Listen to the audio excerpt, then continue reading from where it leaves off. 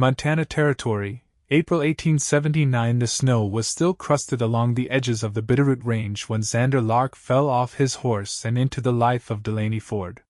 He hit the ground hard, blood soaking through his side, his coat stiff with it.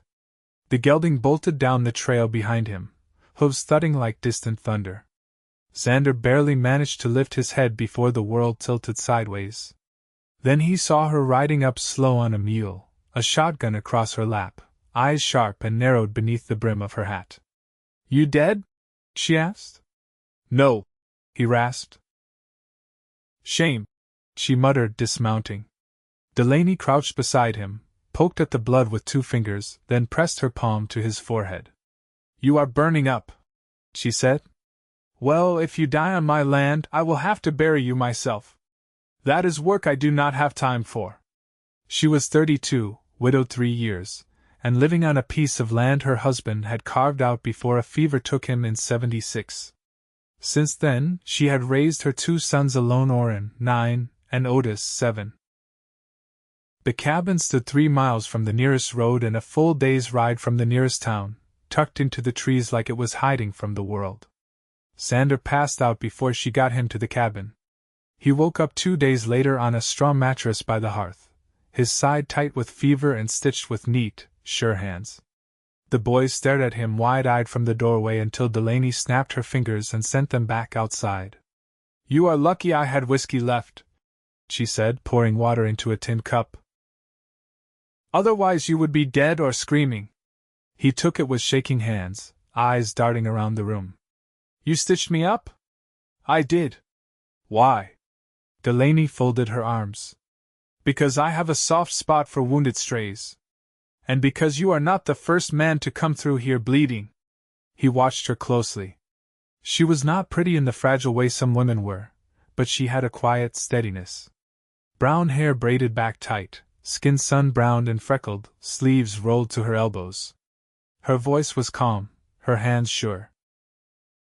And when she spoke, her eyes stayed on him, like she was measuring something deeper than just his injuries. "My name's Xander. Xander Lark. I did not ask." Still, she brought him broth every morning, and let him rest when the fever returned. The boys warmed up quicker. Orrin showed him his wooden soldiers, and Otis tried teaching him how to whittle. Xander taught them how to tie a better fishing knot from his bed. By the end of the week, he was strong enough to sit outside on the porch, wrapped in a quilt. The mountains in the distance were still white-topped, the air sharp with pine and meltwater. Delaney sat beside him, mending a pair of trousers. "You are not from here," she said. "No, running from something?" He looked down at his hands. "Riding with someone I should not have. They turned on me. Left me with a bullet and a dying horse." She nodded like that made sense. "You a criminal?" "No, you a liar?" He looked her in the eye. "No, then you can stay until you are strong enough to ride." "I owe you," he said. "For the stitching." "For the shelter." "You owe me nothing. I do not take charity." Delaney looked at him for a long moment. "Then fix the fence when you are able. Chop wood. Patch the roof. I do not give handouts. If you want to stay, you work." So he did. By the 3rd week, the hole in his side had scabbed over and he was hauling logs from the forest edge with Orrin and Otis trailing behind him. He patched the chicken coop, fixed the shutter on the south window, and taught the boys how to trap rabbits. Delaney never asked for more, but he kept looking for ways to repay her. One morning, he found her struggling to lift a sack of grain into the storehouse and took it from her hands. She had not asked? She just looked at him for a moment, then nodded. "You are getting stronger." "I am not leaving yet," he said. "I did not ask you to." The air changed between them after that. Not fast, but sure. She brought him coffee before he asked. He caught her watching him through the window when he worked. He found himself listening for her footsteps on the porch at night. One evening, after the boys had gone to bed, they sat across from each other by the fire. She was sewing again. He was sharpening his knife. "You ever think about leaving?" he asked. This land is all I have left of my husband. He died here. We built this place together. You loved him. I did. Xander nodded. I never had someone like that. Delaney looked up. You still could. Their eyes held for a long, quiet moment. Then she stood, cleared the mugs, and said good night. That night, he could not sleep. He stared at the ceiling, thinking about the way she had looked at him. Not with pity. Not with fear. Like he was something she could trust. The next morning, he found her in the barn, pitchfork in hand. He took it from her without a word and started mucking out the stalls. You do not have to do everything, she said. I want to. Later that day, Otis tripped on a tree root and split his chin open. Blood poured down his shirt. Delaney rushed to him, but froze when she saw how much blood there was. Her hands trembled. Xander stepped in without thinking. He lifted Otis gently, carried him inside, and cleaned the wound with whiskey. He stitched it fast, steady, quiet, and the boy cried but held still. Delaney stood behind him, her eyes wide. You have done this before, she said. He nodded. Too many times. That night she walked out onto the porch where he sat, moonlight soft on the fields below. I saw you today, she said. He looked up. You are not just some lost man with a bullet wound. You have done things. Survived things. So have you, he said. She stepped closer. I have not wanted anyone near me since he died. Not until now. Xander stood. Delaney. She touched his face, fingers brushing the stubble on his jaw. You are not in my life by accident, Xander. He leaned in, slow, giving her time to pull away. She did not. When they kissed, it was quiet and certain, like something long overdue. She pressed her hands to his chest. He held her like he had been waiting to. Later, when the fire burned low and the door was shut behind them, they lay side by side on the bed he had first woken up in. She rested her head on his shoulder, and he ran his fingers through her hair. I came here thinking I owed you a debt, he whispered. You do not. I do, he said. And I will repay it. With what? She asked softly. He pulled her closer. Forever, if you will have it. She smiled, eyes shining in the dark. I will. And in that moment, he knew he was not leaving. Not ever. The first signs of spring pressed up through the thawed earth in silent insistence. Lamb's ear, tiny shoots of yarrow, damp beds of moss along the creek where the boys set traps with Xander's guidance. The mountains still wore frost along their ridgelines, but down in the valley, things were stirring. So was he. Xander had begun sleeping in the loft above the storeroom. It was his idea, not Delaney's, and not from shame either. There was a rhythm now to their days, and he wanted to earn his place within it fully. That meant pulling his weight without leaning on her grace. One morning, Xander caught Otis trying to lift a feed bucket twice his size. The boy grunted, stubborn as a mule, and wouldn't meet his eye. You aiming to throw out your back before you're 10? Xander asked, crossing the barn floor. Otis scowled. Oren said I wasn't strong enough to help with the pigs. Well, he's wrong. You're plenty strong, just not in the arms yet. Come here. Xander crouched, and showed him how to hook the bucket from the bottom and lean it against his thigh before moving. The boy tried it twice, failing once but managing the second time. That's better, Xander said. Never let pride make you foolish. Otis blinked up at him. Did it make you foolish? Xander paused, then nodded. More than once. Later, while repairing the fence line past the hill, Xander heard hoofbeats and saw a rider approaching, a man in a long coat with dust on his hat and a rifle slung across his back. He reined in just short of the gate. You Lark? The man asked, voice flat. I am. The man glanced toward the cabin. Name's Calder. I freight goods between Missoula and Fort Owen. Heard a woman out this way patched up a stranger a few weeks back. Figured that might be you. Xander didn't move. What's it to you? Word's been drifting down from the north. Fella named Rip Gannon's asking about someone fits your description. Says you ran off with $50 of his money and a bullet in your ribs. Xander's jaw tightened. He put that bullet there when he thought I'd seen too much. Calder nodded slowly. Did you? Xander looked him in the eye. Enough to know he's not a man to trust. Well, Calder said, settling his reins, I don't fancy Gannon's kind. If I see him, I'll tell him you died of fever. That'll buy you time, but he'll sniff out the lie eventually. You do that, Xander said. And thank you. After the rider left, Xander walked the fence line twice, slower the second time, checking for signs he hadn't noticed before: broken twigs, prints, anything disturbed. The land was quiet, but his nerves weren't. That night, he stood outside long after the boys had gone to bed, eyes on the tree line. Delaney came out in her shawl, her hair loose over her shoulders for the first time. She didn't ask what had changed. She just stood beside him, close but silent. It might catch up to me, he said after a while. She didn't look away from the woods. Then we'll meet it together. You and the boys don't. She cut him off with a glance. You're part of this now.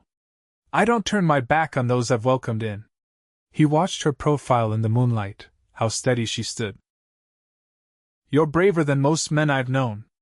I'm not brave, she said. I'm stubborn. And I've lost enough already. They went back inside without saying more. The wind picked up that night, rattling the shutters. Xander lay awake in the loft, thinking of the man he used to be: fast with a horse, faster with a card game, never still long enough to belong anywhere. But here, there was weight to each day. A boy needing help with his grip. A woman who knew the names of every wildflower in the clearing. A place where nothing needed proving. The next morning, he rose before sunup, took the rifle, and went to check the North Ridge. Not because he expected trouble that day, but because it mattered now to see it coming. When he returned, Delaney was pouring water into the washtub behind the cabin. She didn't ask where he'd been. She just handed him a stack of clothes and said, "They need scrubbing." He rolled up his sleeves and got to work. Orrin came pounding around the corner, breathless. "Ma! Mr. Lark! There's a fox in the chicken pen!" By the time they reached it, feathers were everywhere, and 2 hens were gone. Xander knelt beside the wire, studying the prints. "He's young," he muttered. "Bold, too. Will he come back?" Orrin asked. "Almost certainly." Delaney crossed her arms. "Then we'll be ready." They spent the evening setting a trap near the pen. Xander showed both boys how to check the tension and mask the scent. When the last light faded, he stayed out there, watching. Delaney brought him a plate covered with a cloth. "You should eat." "I will." She didn't leave right away. Instead, she sat on the edge of the porch. "Orrin asked if you'd be staying through summer. What did you tell him?" She pulled her shawl tighter. "I said you didn't strike me as someone who leaves halfway through something." He looked at her. "You think this is just halfway?" "I think," she said, "there's a beginning we haven't named yet." He stood, walked a few steps to her, and crouched down by her feet. "Then name it." She studied him, eyes unreadable. "A man who protects what he didn't build. Who shows my sons how to stand without shouting. Who looks at me like I'm more than what's left behind." His voice was quiet. "That's not a beginning. That's a promise." She reached out, brushed her fingers along his temple. "Then keep it." He leaned into her hand, the air cool and soft around them. "I will," he said. Behind them, the trap snapped shut. The fox would be there in the morning, and the hens would rest easy. For now, the night held. The first calf was born in the dark hours before dawn. Delaney found the heifer standing unsteady in the pasture, sides heaving, a wet bundle of legs and bone crumpled at her hooves. She crouched low to wipe the calf's nostrils clear while the mother licked its spine, breath steaming in the chill. The calf blinked once, then tried to rise and failed. Xander was there before she called. He knelt beside her without a word and steadied the calf long enough for its legs to catch. The two of them stood in the half-light, watching life take root on their land. I hadn't expected her to drop this early, Delaney said, brushing her hands clean on her skirt. She held on long enough, Xander answered. Some do. That afternoon, they fenced a new corner of pasture for the mother and her calf. Orin helped carry stakes while Otis trailed behind with a coil of rope. When the boys wandered off toward the creek, Delaney leaned against the fence post and watched as Xander adjusted the tension on the wire. You planning to write to anyone? She asked. He didn't look up. No one to write to. No family? None I'd trust with my return. She nodded once. I wasn't sure if you'd want to be found. I don't. She studied his face. Then you'll need a name that doesn't carry echoes. He let go of the wire and turned to her. You offering me one? I'm offering you what's here. She pushed off the post. No one in town knows your face. You keep your head down, folks'll see you as mine. He didn't answer right away. A red-tailed hawk wheeled overhead, casting a slow shadow along the pasture. Finally, he said, If I stay, it's not to hide. I know. It's because this is the first place that's ever asked me to stay. Her voice lowered. It's not the land asking. Evening came on slow, painting the sky in copper and rose. Inside, Otis sat carving a sliver of pine into something with ears and a stubbed tail.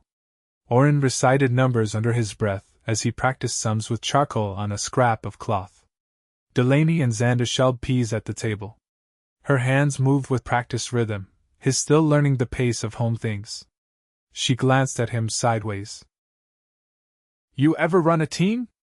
Pulled freight for a while, he said. But never with oxen. Old Billings down the road is selling a yoke pair, steady and well broke. I've half a mind to offer him seed and a quarter calf in trade. You thinking of hauling something? Thinking of planting more than we can harvest by hand? He nodded. I could build a drag. Make it easier on the back rows. Her hand paused above the bull. You're speaking like you'll be here come harvest. I am. She dropped the pea pod into the bowl and looked at him full. Then you'll need a place to sleep that isn't full of grain sacks. I was waiting to be sure. And now? I'm sure. That night, as she folded blankets at the foot of her bed, she said nothing about what had changed. But when he stepped inside and closed the door behind him, she didn't ask him to leave. In the weeks that followed, the land softened under their hands. Xander planted potatoes and laid out rows of beans. Delaney broke the soil for carrots and onions while Otis scattered ash over the roots like she'd taught him. They built a new henhouse together, one that would keep out both fox and flood. Orin painted the door a crooked blue, muttering that it looked like the sky when it was thinking. One morning, Xander took the mule and rode into town alone. He came back with flour, a sack of nails, and a pair of worn boots for Otis, who'd outgrown his. He also brought back a leather-bound book for Delaney, the kind with blank pages and a cloth ribbon stitched down the spine. You mentioned you used to keep a journal, he said, setting it on the table. She ran her fingers over the cover. That was a long time ago. Some things are worth starting again. She opened it that night, but only wrote one line before closing it again. Summer pressed close with long days and sweat-heavy shirts. The boys built a fort in the woods with Xander's help, dragging logs and hammering crossbeams. Delaney let them run wild between chores, skinning knees and tearing sleeves. When a storm rolled in one night and sent the boys scrambling back wet and breathless, Xander lit the fire while Delaney rubbed them dry with rough towels. No one scolded. No one needed to.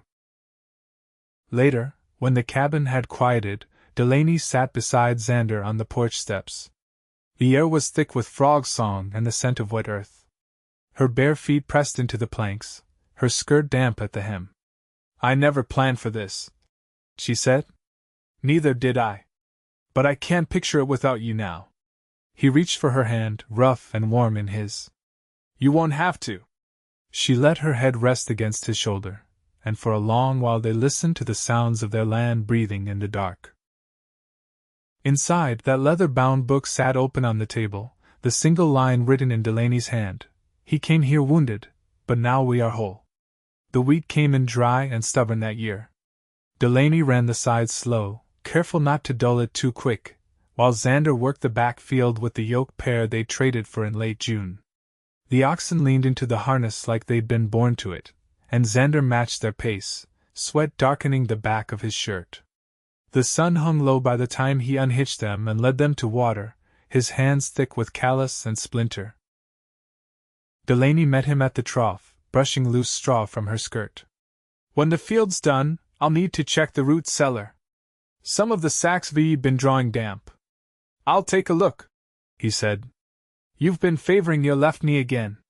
It's not bad. It's not new either." She didn't answer, just passed him the tin cup. The water was cold from the well, clean enough to cut the dust in his throat. As he handed it back, she didn't take her eyes off his face. "There's a man in town," she said. "Elijah Morrow. He's the magistrate now. You need to speak with him if you plan to make anything legal." Xander didn't blink. "And what is it you think I should make legal?" She set the cup down slow. "You've been here near 5 months. My boys look for your shadow before they move, and I've stopped bracing every time I hear a horse on the ridge. If that doesn't point towards something lasting, I don't know what does." He rubbed his jaw, quiet for a long beat. "You want this written down. I want it to be real in the eyes of men who might try to undo it." He nodded once. "Then I'll go tomorrow." Delaney lowered her gaze, but not before he caught the way her mouth softened. She didn't lean into him, didn't reach, but she didn't have to. The next morning, he rode out before breakfast, the mule's pace slow but steady. Town sat 12 miles east, and he crossed the distance with the same patience he used mending fence, measured, focused, unbothered by the ache in his leg from a wound he didn't speak of anymore. Morrow was a square-shouldered man with a widow's beard and a voice like scraped stone. He listened without blinking as Xander spoke, the morning light slicing across his desk. "What name do you carry?" Morrow asked. "Xander Lark."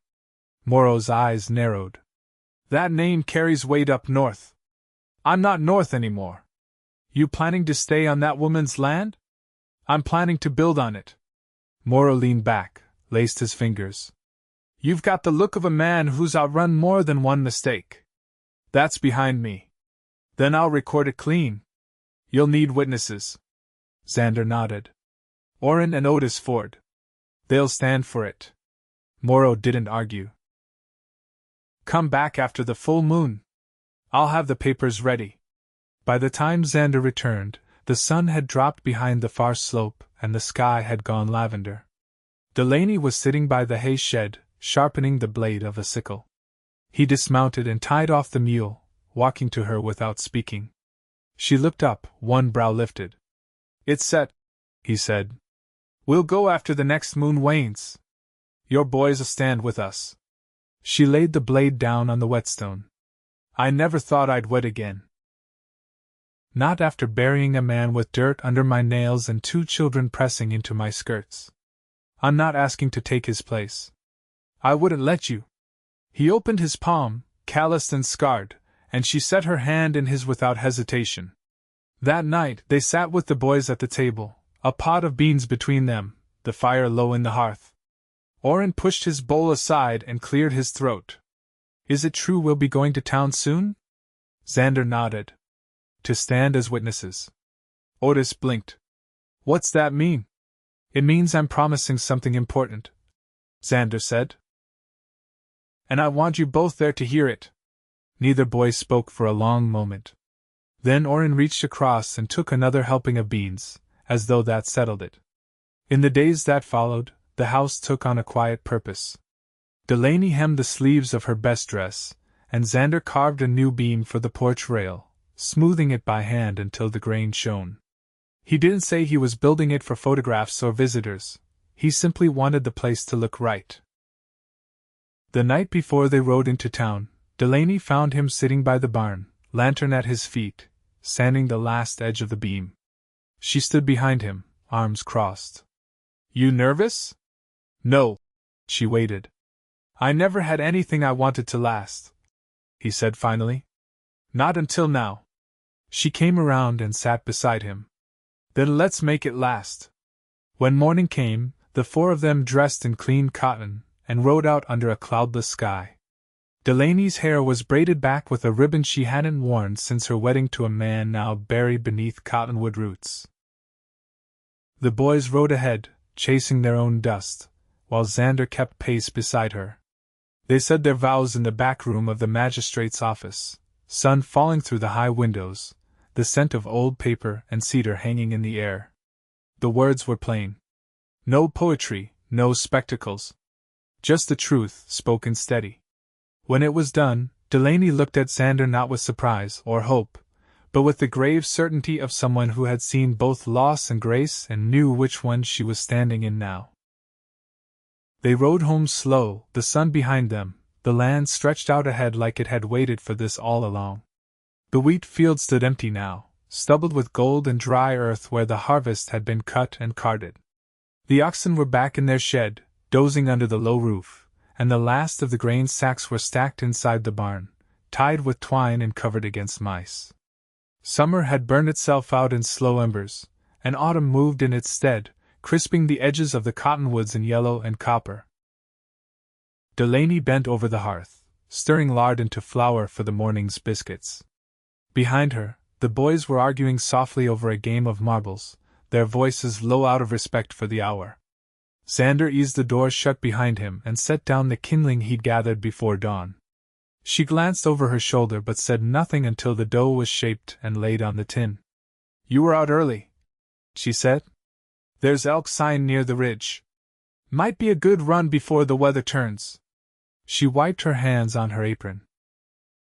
"You planning to go out alone?" "With Orrin, if he's steady enough." The boy's head lifted at the sound of his name. "I am." "You'll need to prove it," Xander said. "One clean shot on a tin plate from 30 paces." Orrin's eyes sparked, but he nodded. Delaney didn't object. She watched Xander cross to the basin and wash his hands, his movements spare, deliberate. When he dried them, he turned to her. "You ever think about a smokehouse?" "Plenty," she said. "But there's no time to build one before the frost." "There is if we start today." She lifted an eyebrow. "You've already got a full day set. I'll trade the creek traps to Otis. He's near ready." The younger boy straightened from his crouch on the floor. "I can do it." Delaney studied each of them, then nodded once. "All right. But if I find one green log in that foundation, I'm burning the whole thing down." Xander grinned. "Fair enough."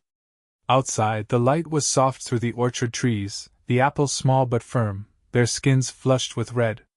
Delaney picked the first bushel with Otis, her basket resting against her hip as they moved from branch to branch. Xander and Orrin laid the first course of stones for the smokehouse near the back fence, where the wind wouldn't rob the heat. The sound of the hammer drifted over the orchard, steady and sure. Later, while Otis scrubbed his hands at the pump and Delaney sorted the best apples for cider, Xander lit the first small fire in the smoke pit to test the draw. "You've done this before," she said, watching the way the smoke curled. "Only once? In Kansas, near the river bend. You stayed there long?" "Long enough to know it wasn't mine." She settled beside him on the log. "And this?" He didn't hesitate. It wasn't a declaration. It was just true." She leaned forward, elbows on her knees, watching the smoke rise between the trees. "My father built a smokehouse every autumn," she said. "Told me it was the only way to keep a family fed through a hard winter. I think he meant more than meat." Xander reached over and touched the edge of her sleeve. "We're not just feeding the winter." She looked at him, her face unreadable for a moment. Then she reached up and pressed her palm to his chest, right over the place where his heartbeat lived. That night, Otis brought in the first rabbit from his trap without being asked. Orrin hit the tin plate from 30 paces, arms steady. Delaney sliced apples into rings and strung them above the stove to dry. Xander sharpened the edge of her father's old cleaver without being told. The smokehouse rose one layer at a time. By the next week, they had the roof tied down with pitch and bark, and the first racks in place. Xander hung the rabbit with care, showing Otis how to cure the skin and trim the fat. The boy watched, quiet with pride. They took the elk 3 days later, deep in the aspens above the northern ridge. Oren shot missed, but Xander brought it down with one round through the shoulder. The boy helped field dress it without flinching. They packed it home over a long day, and Delaney met them at the edge of the field with salted water and clean rags. "I miss," Oren confessed, eyes downcast. Delaney brushed a hand through his hair. "You showed up. You helped. That's what matters." That night, they filled the smokehouse with the first strips of meat. Sweet wood smoke curled up into the frost-dusted dusk. The boys sat on the porch, too tired to bicker, while Delaney and Xander stood in the doorway, arms brushing, watching the smoke drift toward the stars. "You ever think about more land?" she asked. "Sometimes. There's a parcel east, between the ridge and the creek. It's wild, but it listens when you walk it. I've thought about planting there." He turned his head. "Then we will." She looked down at their joined hands. "You don't ask what's mine and what isn't. You're not something to divide."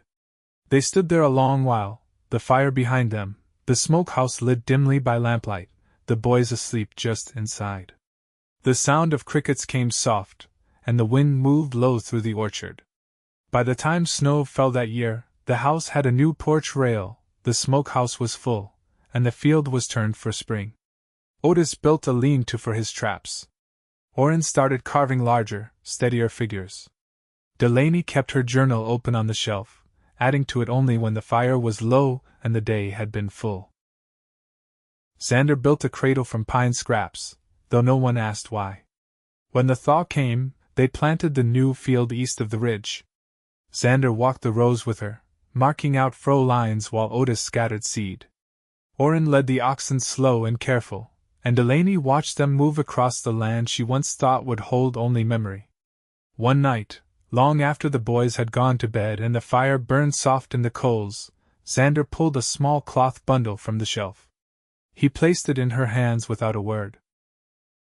She opened it to find a brooch, carved from antler and set with the smooth edge of an old river stone.